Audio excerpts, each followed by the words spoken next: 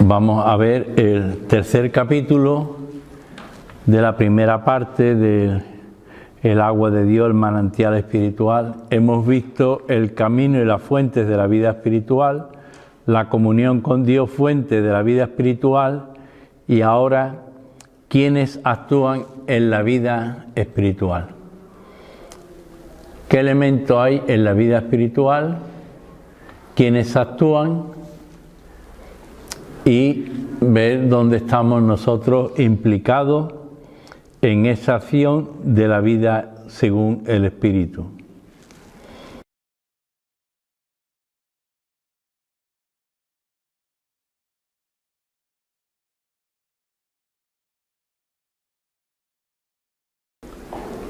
En el libro de los Hechos de los Apóstoles 24:16 dice: y por esto procuro yo tener siempre conciencia sin remordimiento acerca de Dios y acerca de los hombres. ¿De qué nos está hablando? Nos está hablando de la vida de gracia. El remordimiento tiene que ver también con los sentimientos de culpabilidad, y el remordimiento es bueno cuando te lleva al arrepentimiento. Si no, si te lleva a sentimiento de culpabilidad y quedarte ahí, entonces te hace daño. Pero cuando hay arrepentimiento, hay camino en la santidad de vida.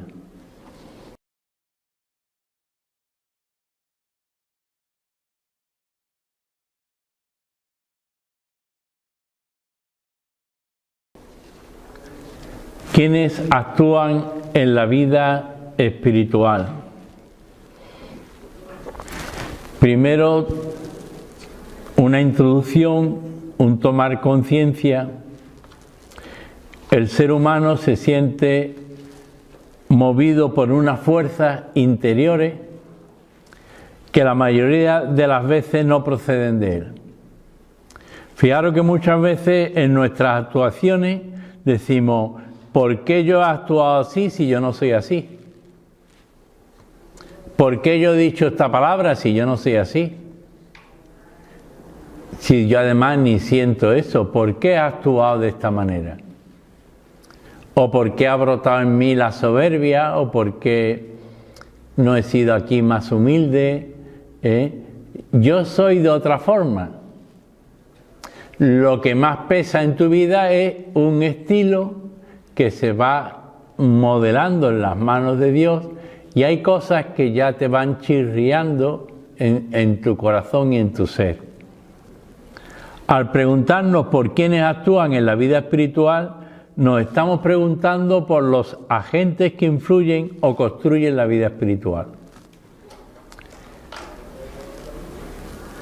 El hombre se siente arrojado a este mundo como un niño indefenso que tiene que escalar una gran montaña. Fijaros que cómo entra un niño en la vida llorando. Está vivo, porque el niño llora, ha roto a llorar.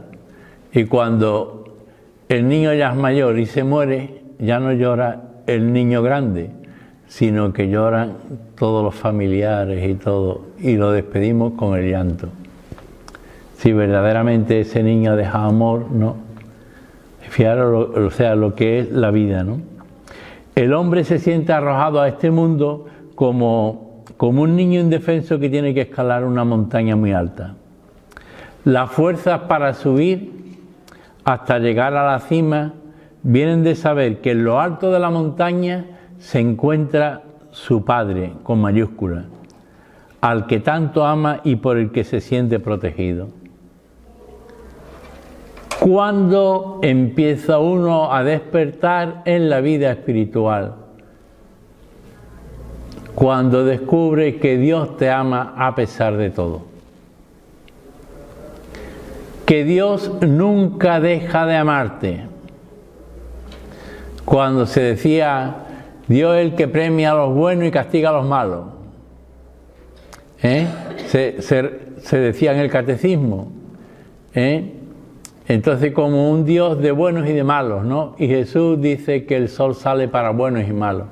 Es un Dios que quiere salvar a todos, que ama a todos y que quiere que todos experimenten el amor que Él les tiene. Por eso, cuando dice en San Juan, tanto amó Dios al mundo que envió a su Hijo para que el que crea en Él tenga la vida eterna. Tanto amó Dios al mundo, ese amor inmenso de Dios, que es el Dios trinitario que envía al Hijo para que el que crea en Él tenga la vida eterna, tenga la plenitud.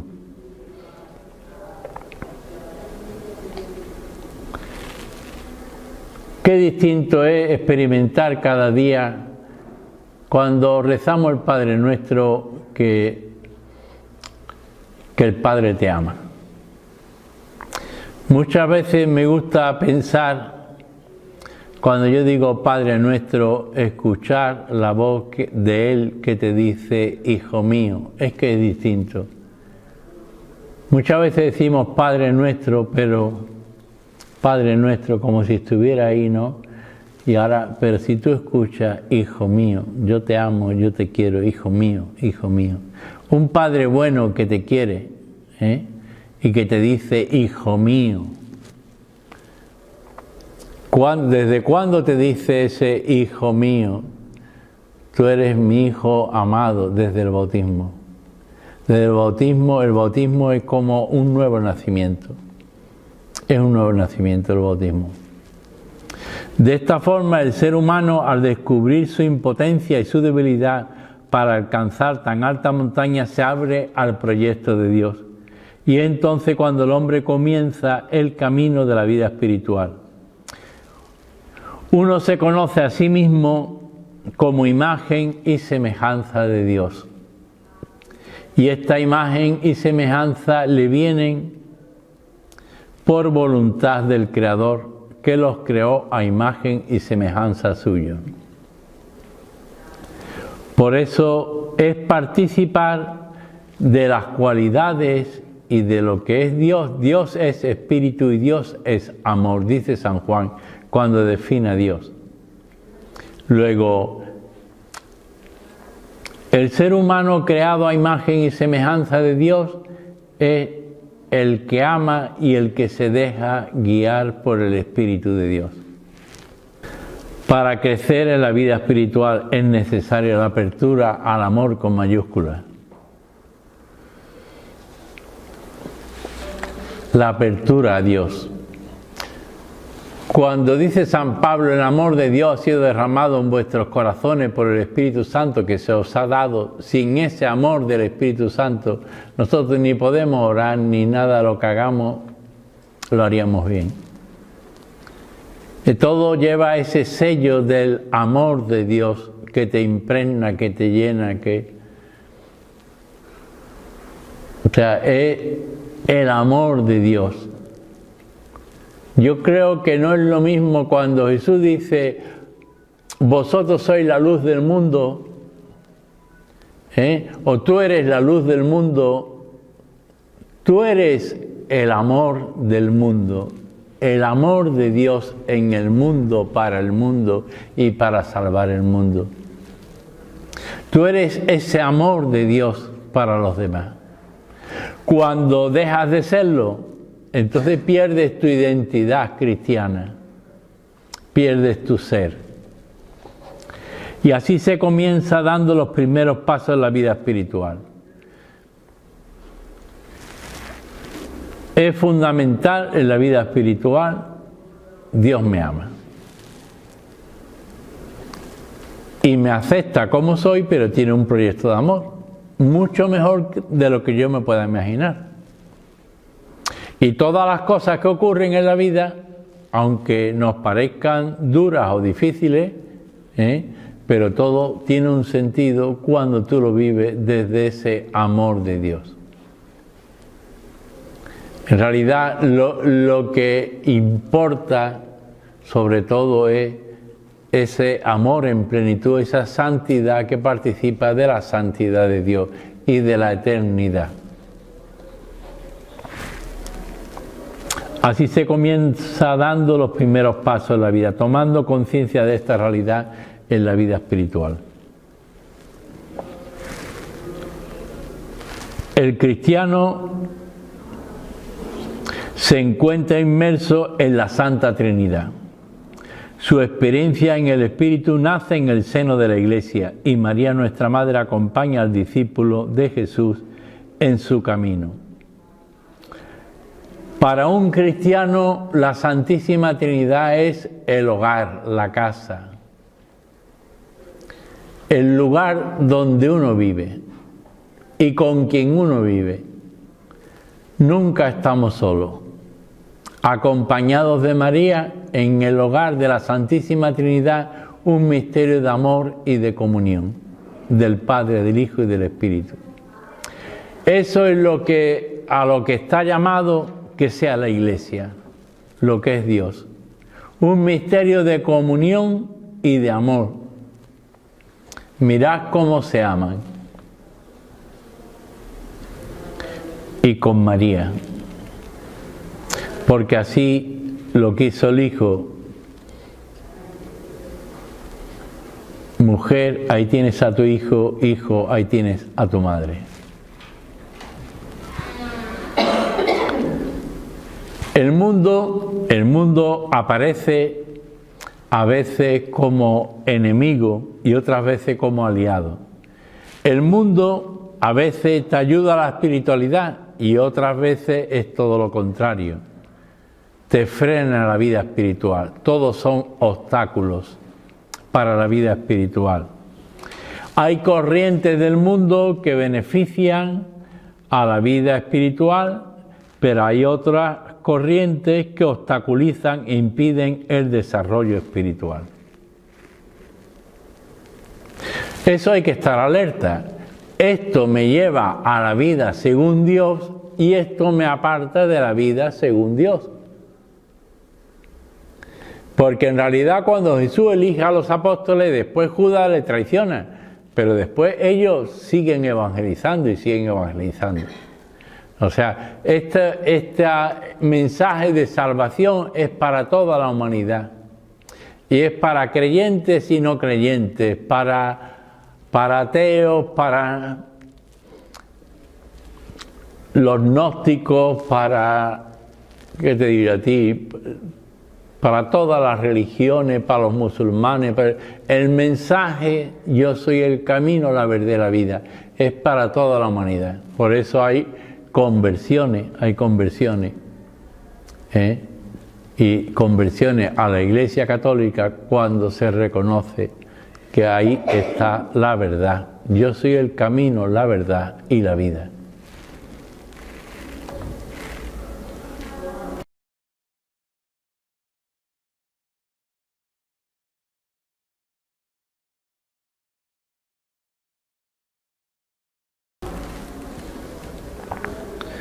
¿Cuáles son los agentes de la vida espiritual? En resumen, podríamos decir Dios Padre, Jesús el Señor, el Espíritu Santo, o sea, lo que es la Santísima Trinidad, la Iglesia, María, Madre de la Iglesia, el mundo, el hombre espiritual, y estos agentes actúan tanto individualmente como comunitariamente. O sea, se relacionan. Nosotros tenemos una misión personal cada uno, una misión. Somos llamados, ¿no? Somos llamados, escogidos para una misión. Dicen, mi misión es ser catequista. Pero no es ser catequista con este grupo que yo tengo.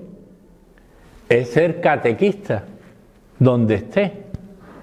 Y en la familia, y en la casa, y con los amigos. O sea, mi misión es universal. Yo soy sacerdote aquí, cuando estoy de vacaciones, cuando voy a un sitio, cuando voy a otro, donde esté. La misión es universal. Y hay dos, o sea, hace falta un crecimiento, y tanto a un nivel individual, personal de cada uno y otro comunitario. Hay que facilitar el crecimiento y la evangelización de la comunidad y la comunión de la comunidad y la evangelización hacia adentro y hacia afuera de la comunidad. O sea que hay dos dimensiones que tenemos que grabárnoslas, que una es personal de cada uno, de lo que Dios te pide a ti en tu camino personal, y otra comunitaria.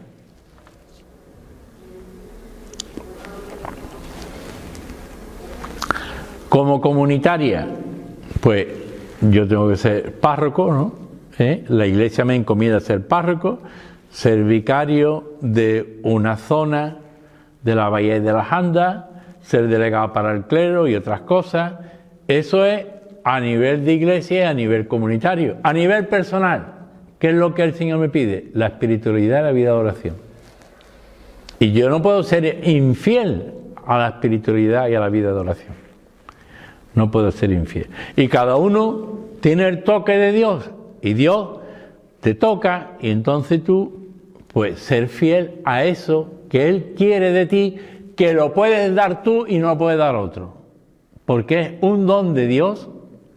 Claro, tú dices, ¿esta persona cómo puede saber tanto de esto? ¿Cómo puede haber experimentado todo? No, es que ha sido un don de Dios que después ha sido conservado como un tesoro, cultivado, trabajado, orado, y por eso puede dar. Pero todos tenemos un toque de Dios. O sea, hemos sido tocados por Dios y por algo estamos aquí. Entonces, ¿cuál es el toque de Dios, el que Él me ha dado a mí? Y después, ¿qué misión tengo yo comunitaria?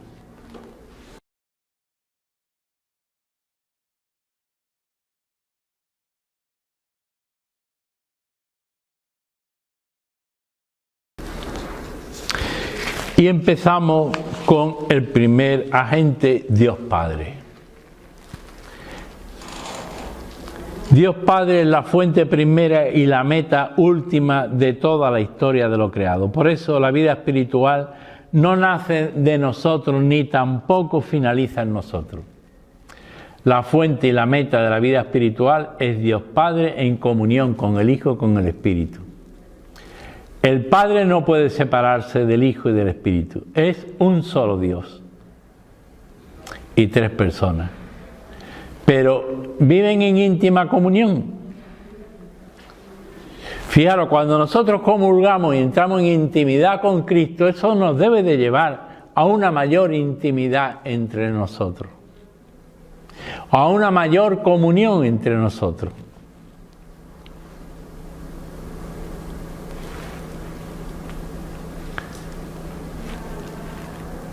No conocernos a distancia, porque también podemos conocer a Dios a distancia. Cuando seguían a Jesús, ¿quién estaba más cerca? Los 12.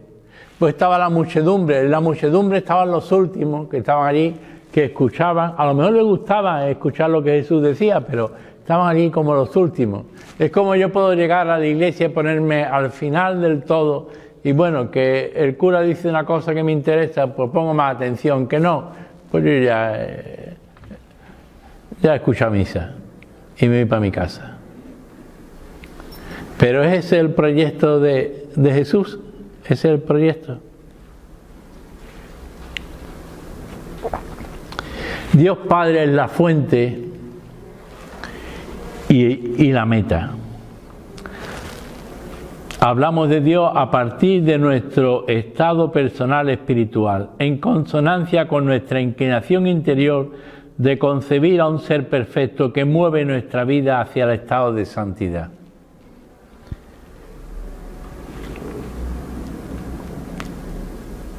Ser perfecto como mi Padre Celestial es perfecto. Ser misericordioso como mi Padre Celestial es misericordioso. Sed santo porque vuestro Dios es santo. O sea, no nos conformemos con la mediocridad, avancemos cada día hacia un más, hacia un más.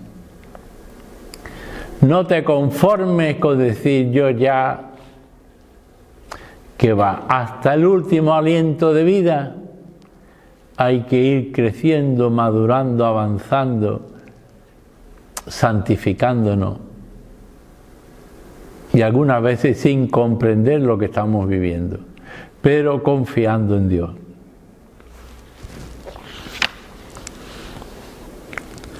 El Padre nos mueve hacia la santidad. Nos quiere hacer partícipes de la Santísima Trinidad, de la santidad de la Santísima Trinidad. Ser partícipes de la santidad de Dios.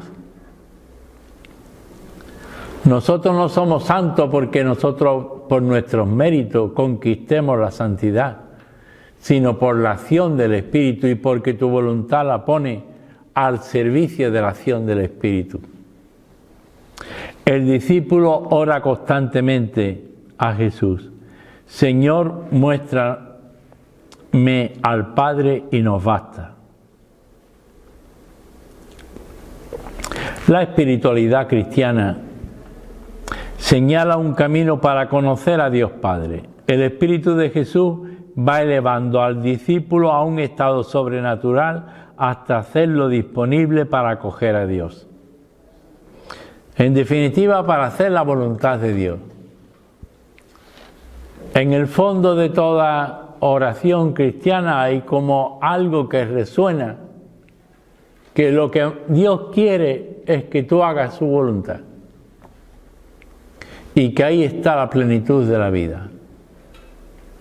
Mi alimento es hacer la voluntad del que me ha enviado.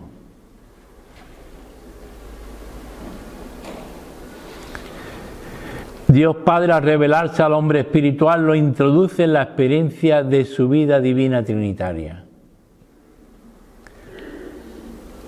Claro, por eso San Pablo dice que hay que pasar de hombre carnal a hombre espiritual, en el sentido de que Dios es espíritu, Dios es gracia, el pecado no cabe donde está la gracia y la santidad. Necesita purificación para poder entrar, ¿no? Donde está la verdad, la santidad, la plenitud de Dios, la gracia repele al pecado. Por eso nosotros, nuestra vida es nuestra vida de gracia.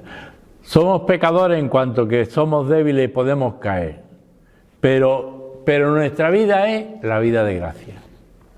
Nuestra vida es la santidad de vida. Y llegamos a donde llegamos, con la ayuda del Espíritu. Y unos dan el 30, otros dan el 100, otros dan el 20. Por eso, reconocerse a sí mismo en una relación con Dios es tener experiencia de Dios. Un conocimiento que brota de una profunda experiencia de amor. La relación con Dios es experiencia de amor. Pero claro, no podemos decir que amamos a Dios a quien no vemos si no amas al hermano al que ves.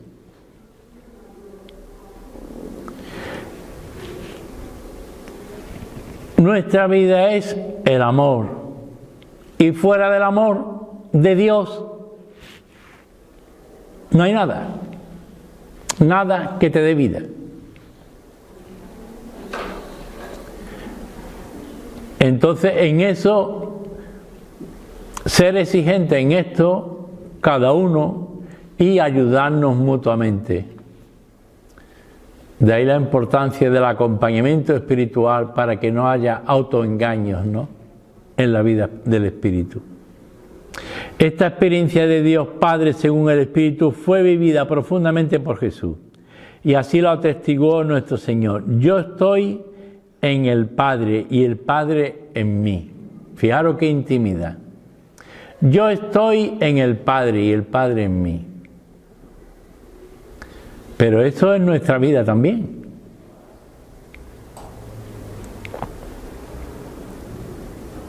Jesús, cuando se dirige al Padre, dice: Padre mío. cuando enseña a orar a los discípulos, le dice: decid Padre nuestro. Padre nuestro. Porque no solamente que sea Padre mío, es que es Padre nuestro, Padre de toda la humanidad. La experiencia de Jesús pasa al discípulo. Carlos de Foucault dice: apenas creí que había un Dios, comprendí que no podía hacer otra cosa más que vivir solo para Él. Apenas comprendí que había un Dios, creí que había un Dios, comprendí que no podía hacer otra cosa más que vivir solo para Él. Creer que hay un Dios es vivir para Dios. ¿Y qué otra cosa no hay que hacer en la vida? Y todo lo que hagas para gloria y alabanza de Él. Porque Dios es lo absoluto, todo lo demás es relativo. Todo pasa, solo Dios queda.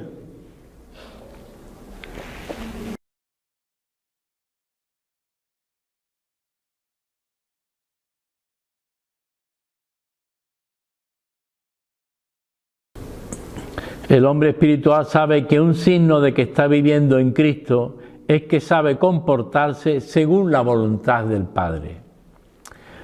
Tan solo cuando nos recogemos en oración, dice Silvano del Monte Athos, dice: tan solo cuando nos recogemos en oración se siente en la propia alma la respuesta de Dios y empieza a comprender cómo guía Dios a los hombres.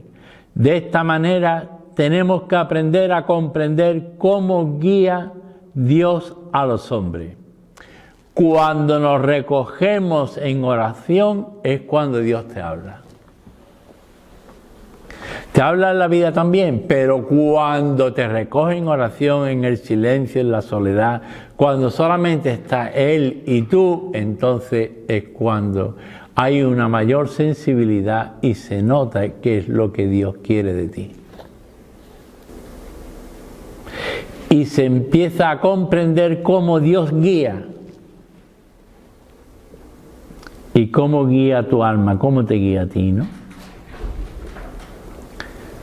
Se trata de unirnos a Dios Padre de forma que su voluntad se refleje en nosotros. La familiaridad íntima con Él denota un vaciamiento de nosotros mismos para llenarnos de Él. O sea que la intimidad con Dios nos lleva a un vaciamiento de nosotros mismos. Es lo que hizo María. He aquí la esclava del Señor, hágase en mí según tu palabra. O sea, el que quiera seguirme, niéguese a sí mismo. Vacíese de sí mismo. Coja su cruz y sígame. El vaciamiento de nosotros mismos, de nuestro ego. El ego es el obstáculo para crecer. Nuestro ego. Es el obstáculo para avanzar en la vida espiritual. Es el obstáculo para ser de Dios. Para hacer las cosas según el proyecto de Dios. Y no es que quisiéramos herir a los demás, pero cuando no hacemos las cosas según Él, herimos y hacemos daño.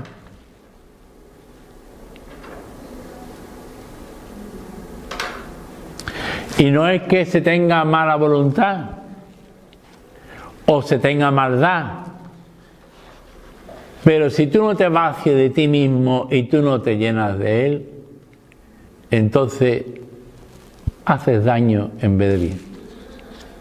Esto es así.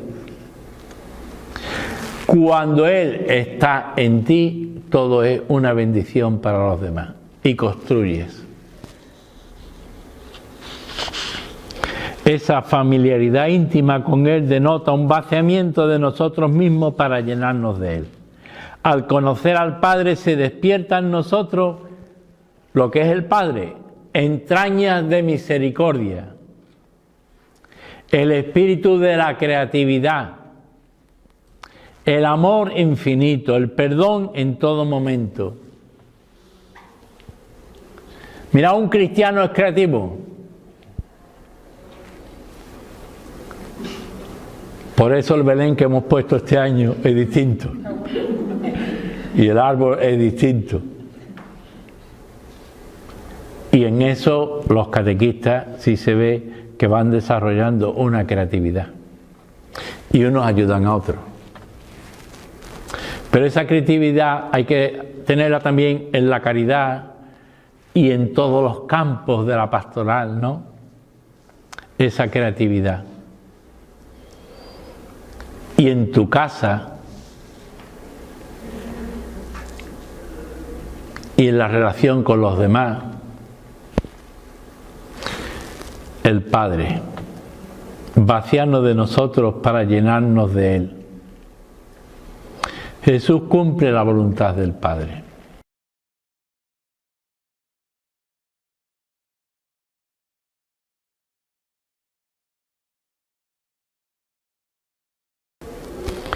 Jesús, el Señor, es el título que recibe el resucitado, es el Señor. San Irineo decía que el Hijo y el Espíritu Santo son las manos de Dios. Estas manos ayudan a Dios Padre a difundir por todo el universo la vida cristiana trinitaria, ya que la salvación es la introducción de la humanidad entera en la intimidad de la vida trinitaria. Por eso los misioneros querían ir a todo el mundo. Había ese fuego que había interior de ir a conquistar el mundo, a evangelizar el mundo. Eso en la iglesia, una iglesia más bien acomodada, una iglesia que no se lanza a la misión. Ahí hace falta despertar y hace falta un fuego nuevo que lance, ¿no?, a conquistar el mundo, a integrar cada familia, cada hogar en la Santísima Trinidad, en esa comunión. La vida espiritual es comunión íntima con Cristo, el Señor. San Pablo dice, no vivo yo, sino que es Cristo quien vive en mí. Ya es perder la identidad de uno por encontrar la identidad de Cristo. Entonces es cuando encuentras tu propia identidad, que es tu identidad cristiana en Cristo. Las almas místicas en intimidad pascual con Cristo experimentan que Dios es comunicación luminosa. La relación con Dios siempre nos ilumina. San Simeón, el nuevo teólogo, hablaba con el Señor y decía: así tú, invisible, disipabas lentamente las tinieblas en mí. Finalmente, habiéndome hecho como tú querías, te revelaste a mi alma que se hizo transparente, viniendo a mí a pesar de ser invisible. Y de pronto te apareciste como un nuevo sol, oh inefable condescendencia divina. O sea, tú siendo invisible,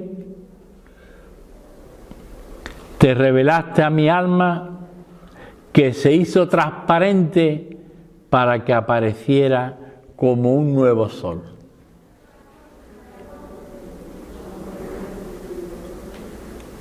Es la experiencia de los místicos.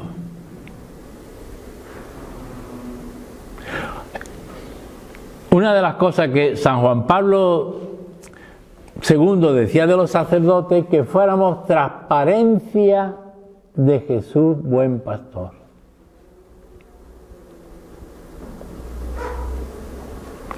Y yo creo que todo cristiano debe de ser esa transparencia de Dios. ¿A quién tienen que ver? a Lázaro o a Jesús, a Pepi o a Jesús, a Carmen María o a Jesús, a Santi o a Jesús, a Joaquín o a Jesús. ¿A quién tienen que ver? Es que esto es de Dios, esto es de Dios, esto es la locura de Dios. Y esto cuando se va entrando en la espiritualidad se va comprendiendo. No tienen que verte a ti, Paco, tienen que ver a Jesucristo. Pero eso no es por tu voluntad, sino es obra de Dios y porque tú te pones a servirle a Él, humildemente. Y llega hasta donde llega, pero la obra es de Él.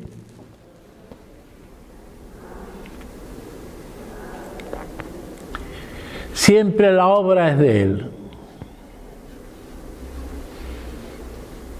Y puede haber tormentas, pero después las aguas van a su cauce.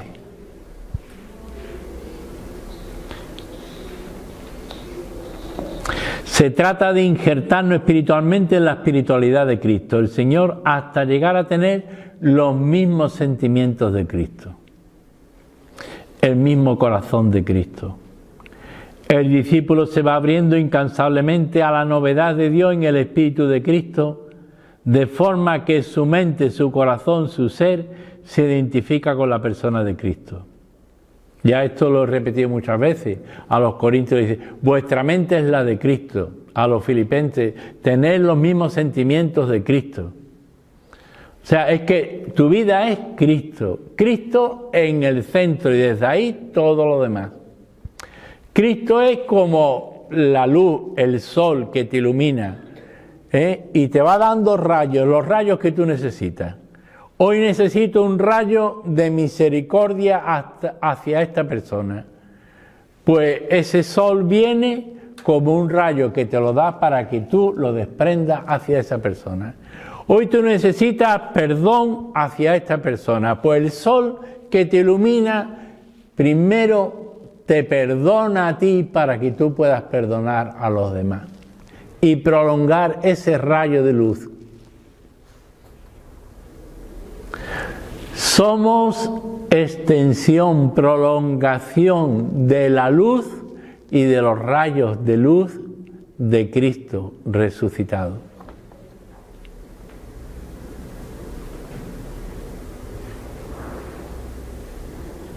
Y glorioso.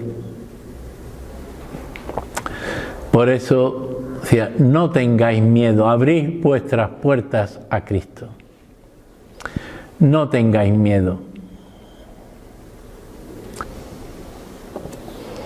El discípulo se va abriendo incansablemente a la novedad de Dios en el Espíritu de Cristo, de forma que su mente, su corazón, su ser se identifica con la persona de Cristo. Ser como Cristo, vivir como Cristo, actuar como Cristo y en todo momento preguntarse qué haría Cristo en mi lugar y actuar como Cristo actuaría. ¿Esto lo haría Jesús o no lo haría Jesús? Eso nos da mucha luz.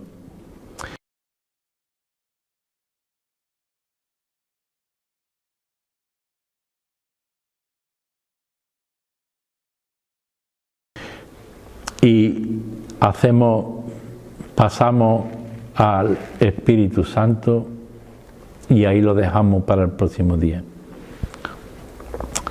Todo movimiento de la vida espiritual es conducido por el Espíritu Santo. El que nos da la vida espiritual es el Espíritu Santo, el Espíritu de Dios. El Espíritu empapa a las criaturas de su amor divino y las orienta hacia Dios Padre a través de Cristo hasta alcanzar la suprema perfección en el amor con mayúsculas. Este alcance de la perfección en el amor es lo que se llama la deificación. Es el pilar fundamental de la vida espiritual cristiana, que solo se alcanza aceptando la inhabitación del Espíritu Santo. O sea, nosotros somos templo del Espíritu Santo por el bautismo, la inhabitación del Espíritu. El Espíritu Santo es lo que llena todo nuestro ser.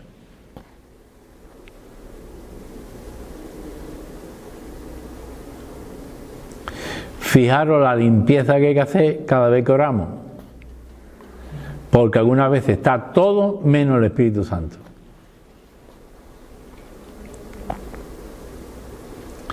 He aprendido a vivir de otra manera, desde Cristo con el Padre en el Espíritu, y desde ahí todo.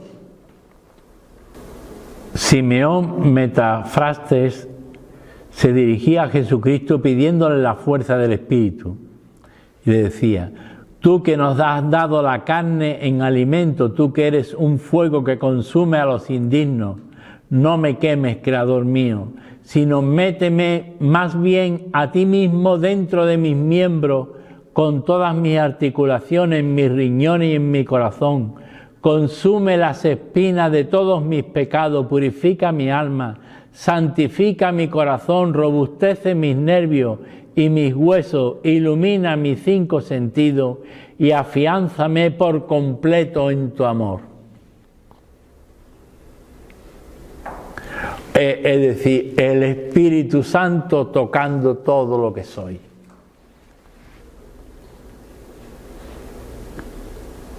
Lo material y lo espiritual, todo. Mi carne, mi cuerpo, mi espíritu, mi alma, todo lleno del Espíritu. El Espíritu tiene la posibilidad de vivir en la intimidad de la experiencia humana, de hacer brotar la luz del resucitado al que se abre a la vida espiritual. En la espiritualidad oriental, en lo que se llama participar de la luz tabórica del Espíritu, del Tabor, ¿no? De la luz que se desprendió en el Tabor. Y Serafín de Sarov, otro místico oriental, nos habla de la actitud que hay que tener cuando nos llega el Espíritu. Dice él: os digo en nombre de Dios que cuando el Espíritu Santo, por la virtud omnipotente de la fe y de la oración, se digne visitarnos y venga a nosotros la plenitud de su gracia inefable, entonces habrá que abandonar incluso la oración. El alma habla mientras reza, pero al llegar el Espíritu Santo hay que mantener el más completo silencio para poder oír con claridad y provecho las palabras de vida eterna que Él nos quiere manifestar. Mira, yo puedo leer la palabra de Dios y yo puedo decir: esto es lo que hoy voy a predicar y esto que yo lo sé es lo que voy a decir. Pero ¿es eso lo que me dice a mí el Espíritu o es lo que yo sé ya? Siempre hay que esperar, escuchar, que venga lo nuevo de Dios para ofrecerlo. Entonces la vida se convierte en una aventura y Dios una novedad, siempre una novedad. Dios siempre es nuevo, siempre está por conocer, es una aventura. Y el seguimiento de Jesús es una aventura y es un riesgo y es lanzarse. Y de pronto hay que dar un salto a algo que cuesta trabajo. Pero es que si das el salto crece y si no lo das te quedas estancado.